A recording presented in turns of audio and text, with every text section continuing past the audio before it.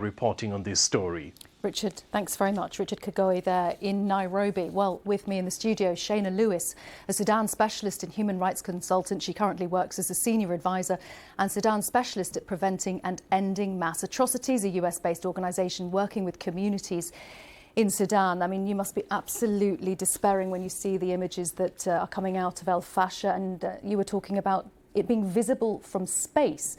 What is going on in that city? It is, Corinne, and thank you for having me. The scenes of Fasher on parallel with what we've seen in Rwanda, Srebrenica, and in Gaza. The blood that is being spilt, as you said, is visible from space. Just explain that. We heard a guest actually mentioning those images of bodies that are visible in their piles on the ground in the city, can be seen in satellite images. Yeah, maybe it makes more sense if we compare this to a city in the UK. So the population of Fasher was estimated to be around 260,000, and this is on par with Reading. So it's the equivalent of a militia going door to door in Reading and killing anyone that they found in their homes. What is happening right now is mothers and fathers with missing children are finding out that they were killed via viewing footage on social media. It kind of defies belief what is happening right now, and also the fact that civil society internationally has been warning what was coming for Fasher and the atrocity risk, the risk of genocide for this population for over a year, and those warnings were not heeded. Why are these people being targeted? Just explain a little of the background. And I mean, this is Darfur. This is a part of Sudan that we heard a lot about in the early 2000s, the Janjaweed militia. But this is what sort of morphed out of that militia into this RSF that we're now seeing on the ground in Fasher. Yeah, the RSF is literally the Janjaweed. They were formalized into this paramilitary group that was part of the National Security Forces.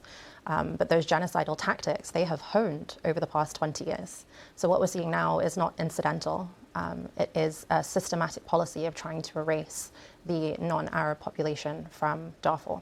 Right, so what you can see, these are the people who are being targeted, and does that explain what we think has been happening in those reports from the hospital of more than 400 people being killed in the hospital? Mm-hmm.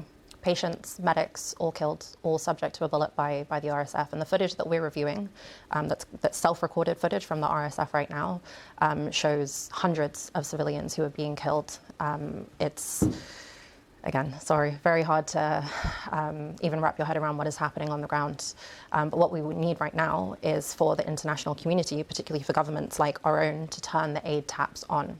Because even though there are thousands of civilians that are being killed right now, there are many more who are still attempting to flee, and they are going to an area with very little humanitarian assistance. We still have the opportunity to save lives if humanitarian aid were provided in this area. And on that note, I mean, what is the government, the Sudanese military government's role in all of this? Because, I mean, we were only hearing today that World Food Programme officials have been ordered to leave Sudan by the government. The actions of the Sudanese government, the Sudanese armed forces, are quite abhorrent, frankly, at the moment.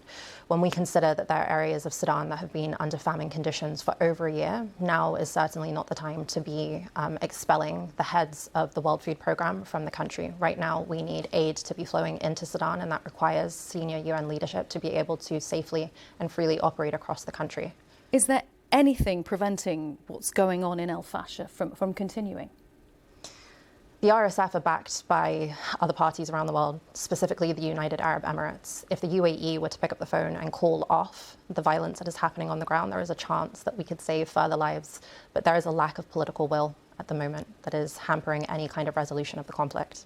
Shayna Lewis, thank you very much. Thank you.